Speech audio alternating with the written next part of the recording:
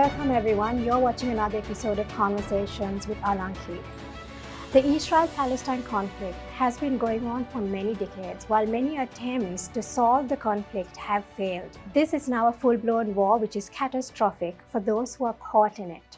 It is a humanitarian crisis that is rapidly escalating, and with each passing day, we hear of many people and many children dying, children being orphaned, parents losing their children, and many thousands and millions being affected. What is sad is that the situation is dire, the world's attention is on this war, but there seems to be no immediate solution in sight. Today, I will be in conversation with the ambassador of the State of Palestine in Sri Lanka and the Dean of the Diplomatic Corps, His Excellency Dr. Zuhair Dazaid. Welcome. Thank you very much. Thank you for having this conversation. I know it's a very difficult time for you and your people. So as we begin this conversation, Dr. Zuhair, people from across the globe are devastated by what is going on in Israel, between Israel and Palestine. Before we speak of the war, as a Palestinian, would you tell us your side of the story of this long conflict? At the beginning, let me express my thanks to you for giving me this opportunity to highlight our situation here in front of our real friends in Sri Lanka.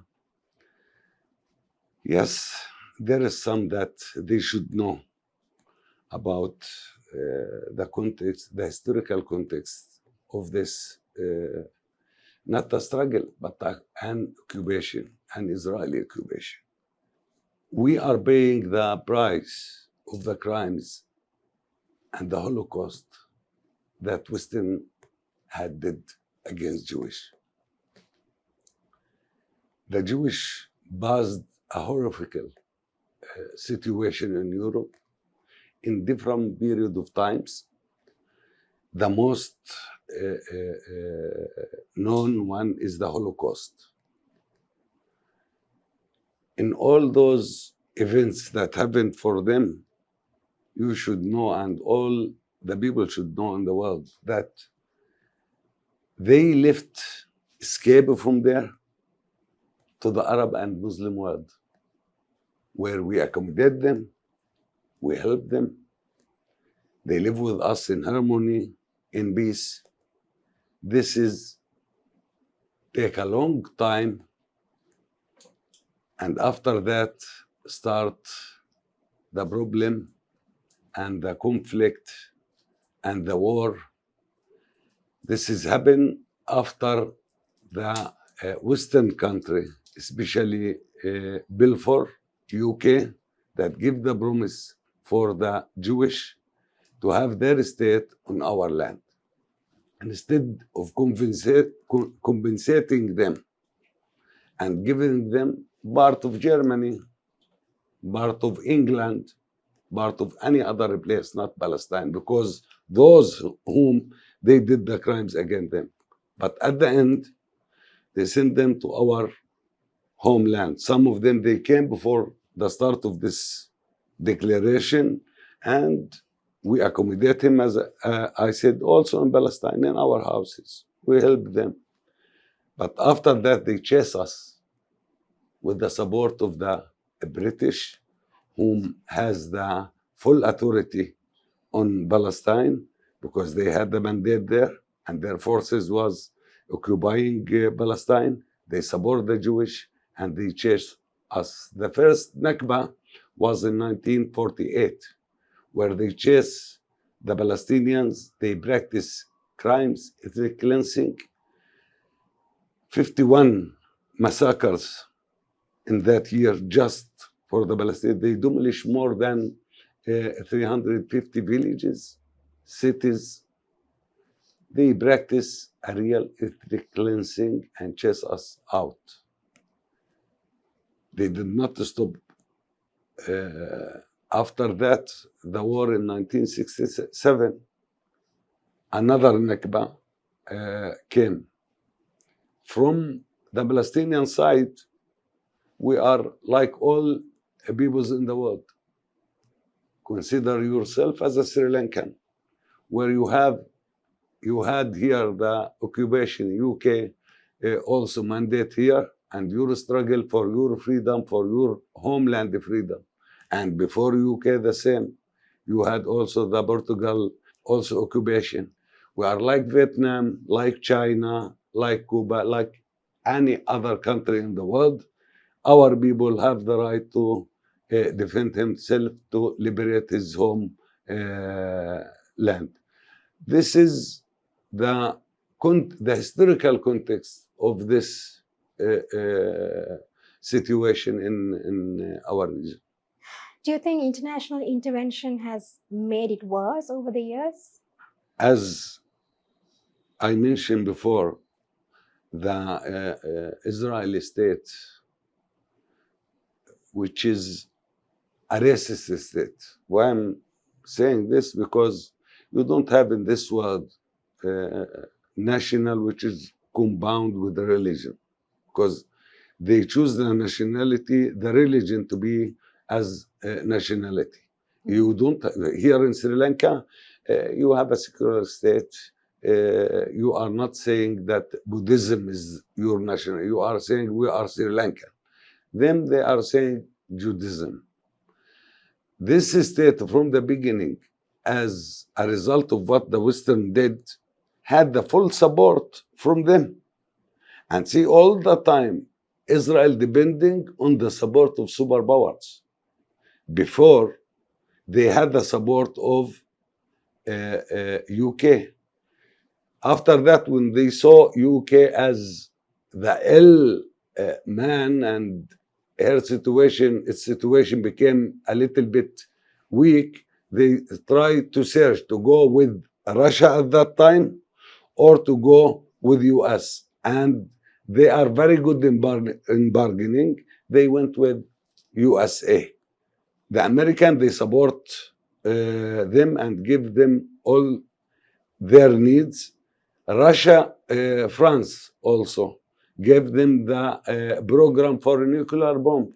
And they have also, Israel can be considered as a nuclear state. So the Western in general supporting Israel. The issue that if we follow the United Nations decisions and United Nations plans, no one can impose in Israel, because at the end in the Security Council, USA using veto all the time against any decision. They keep Israel above the law, not committed to the law. This is why what's going on nowadays also happen with this way. Israel do not care. They have the support from the Americans. They are bringing them equipment, giving them all their needs, including $14 billion that Biden promised to give them in this war. All right. Thanks for giving the background of this conflict, which I feel many might not be aware of. Let's focus on the war right now. What is the plight of the Palestinian people in Gaza right now? What are the the latest developments? Our people now passing pogroms, crimes, massacres. Families had been deleted from the register book of. It's really terrible. It's really something that you can't imagine. What we are seeing through the media is not the true. Also, it didn't reach the level of the suffer that the people having there. From the beginning, the Israeli war minister said that we are going to boycott water, electricity, food, and at the end also medicine, with the siege that already was imposed on Gaza for a long time, 16 years now, two generations, they can't live. Their situation is really terrible. No food, no water, no electricity, no medicine. And they also bombed the hospitals. Imagine anyone in our time that can live without those basic things, basic needs for a human being to live. How is it possible that there was no solution for the Israeli blockade on the Gaza Strip for so many years? This is also because of the double standard, the hypocrisy that we have in this world. To tell you, pushing the Palestinians to the corner all the time, expecting from us to surrender. It will never happen. It will never happen. A long history. As I told you, we have the war in 1948, we have the war in 1967, we have the war in 1982, we have the first intifada, the second intifada, all the time. They broke our hands and our legs with the stones in the first intifada. It was a very clear policy. This is what they did before. So they use everything that allow them to kill us, to humiliate us. But at the end, what they find, did they succeed in their goal? They didn't. And they will never succeed using violence against Palestinians to achieve peace or security or whatever. Achieving peace and security should be very clear, connected with justice. Palestinians should have their rights. Without this, every time they will try with the violence, with wars to impose on Palestinians, the reflection will be too much extremism, too much violence also. So we will continue to be in that cycle if they will not find the real solution. And the real solution that we always asking for, to have peace. To have peace. From 1974, we agreed to have one state solution, one democratic state solution for all the citizens that inside Palestine, and they refuse, saying that we want our own Jewish state. After that, we accept to have 22% from the historical land of Palestine and to have our state. And also, they refuse this government that we are fighting now, is the most, all the world saying, the most extreme government in the history of Israel. They had a very clear plans to transfer the Palestinians, to implement the old policy of ethnic cleansing, and to control the West Bank and to annex it to Israel. Some of the ministers, Smotrich, he called for burning villages. And they did. They burned Hawara village, and they burned other also properties for many Palestinians, especially in the West Bank. The war that they are launching against us is cover Gaza, the West Bank, and Jerusalem. See how many houses they demolish there in Jerusalem.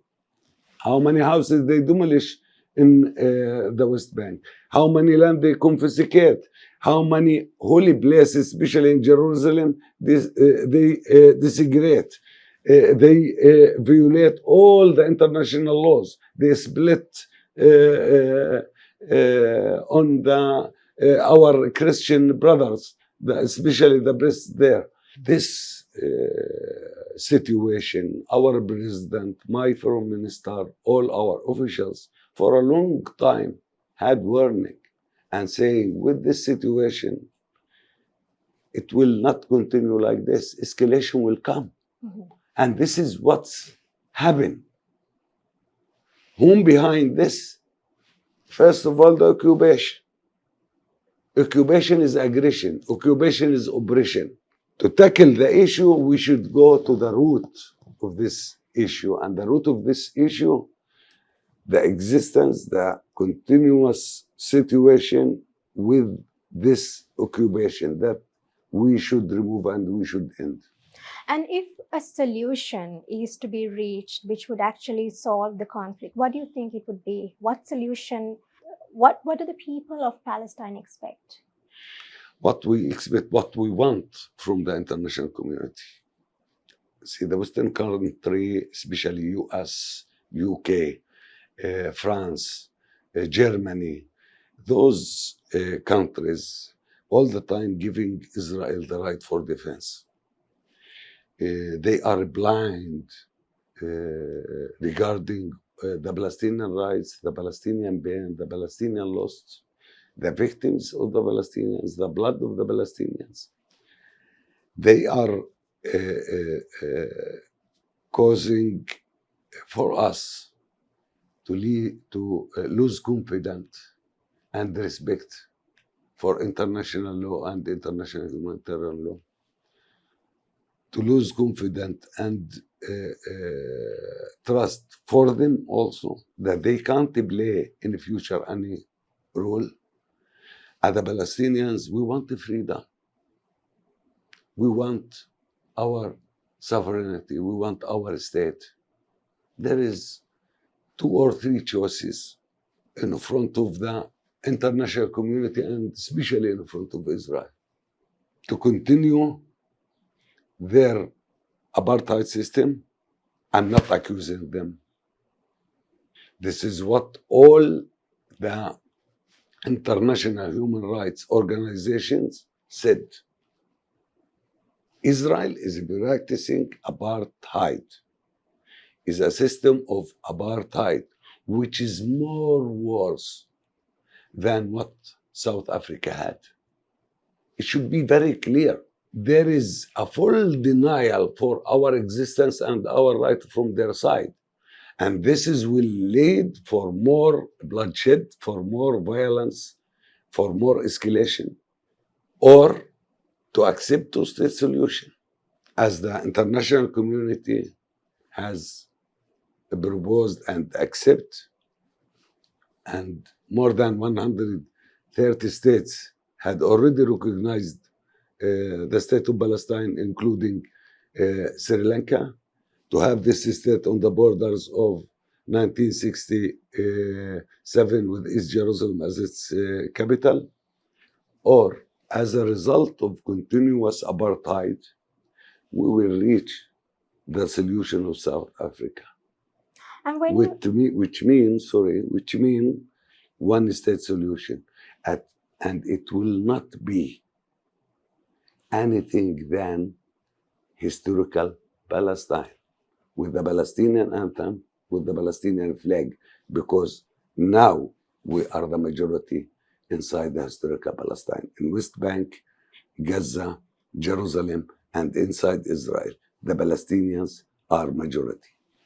do you think if a solution is not reached soon, is it possible that this war could ignite a regional war or a bigger catastrophe? Because even at the moment, as we speak, there are rising tensions between Lebanon and Israel. My wish that this war end and the Palestinians to have a little bit relief and to have the humanitarian aid and support to take care of their ones, to take care of their sadness, to pass this difficult time. But if the situation will continue with this, who can say that war will not happen, or escalation will not happen, or intervention from other parties? No one can expect that this will be ended and that's it. Maybe no, I don't know. Okay, all right. Before we move on to the final question, I'd like to know your views on this. Israel is of the view that it is defending itself after the events that transpired on the 7th of October when Hamas attacked Israel. Does Hamas or its views represent the views of the Palestinian people? First of all, Israel launched the war 5 times before this. Mhm. Israel, with its continuous occupation, it means its continuous aggression, its continuous escalation, confiscating land, building settlements, discredit the holy places, killing in the West Bank, doing everything against humanity and leading to escalation. So no one can say that any sort of Palestinian, you can say revenge, or you can say that answer to this violence from Israel as aggression. It's our right to define ourselves. Hamas, one of the Palestinian organizations. It's one. We have several organizations whose represent us, Palestinian Liberation Organization, whom stick for peace for a long time.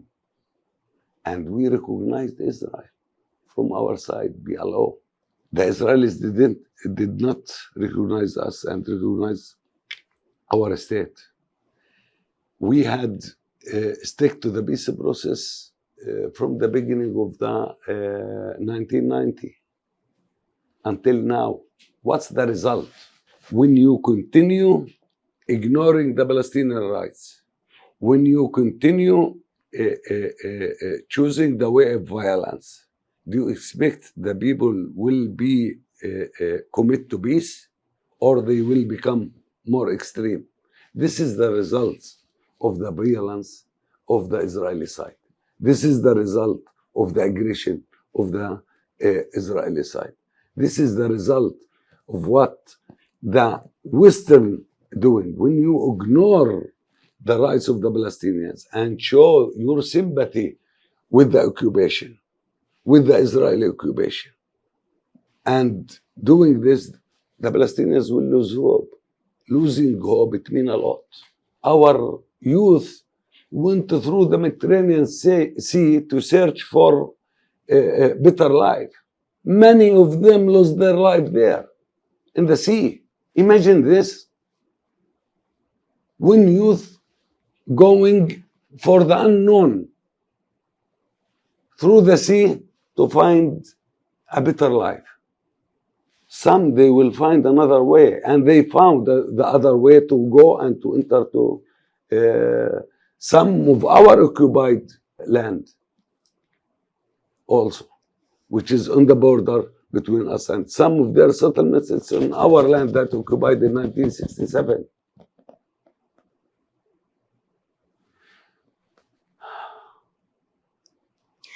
All right. Moving on to the final question. As an ambassador of Palestine representing your country, what message would you like to convey to the world and to the audience watching this episode? First of all, I'm in Sri Lanka, so I should thank the Sri Lankan people for their position, for their support. Many of them came here to the embassy. Some of the also activities they held in front of the United Nations. Really highly appreciated. Their voice show that we are not alone. And this is very important. The world should do something to let us feel that we are not alone. Please don't let us lose hope. We want to see better future. We want to be like all the nations in the world. We want to have our independent state. We want to have our freedom. This is what we want. We are not asking for anything more than this. The international community push us to accept the compromise. From our side, we did. What about the other side? Why they are not taking a real action? We are not asking them to defend ourselves, to give us weapons to fight Israel. We are asking them to apply international law, to hold Israel responsible, to impose Israel to accept the solution and to go ahead for peace. And they can. If they want, they can, especially those hypocritic, the Western country, on the head of them, United States. All right. We have come to the end of this conversation. Thank you so much once again, Dr. Zuhair, for sharing your insights on this long conflict which has spanned over for decades. I really do hope, pray, and wish that this conflict, this war would end soon and that there will be peace. We have come to the end of this conversation. I would like to thank His Excellency Dr. Zuhair Dazed once again for taking time off his busy schedule to actually sit down and have this conversation with me. I will be back with a new episode. Until then, stay safe and take care.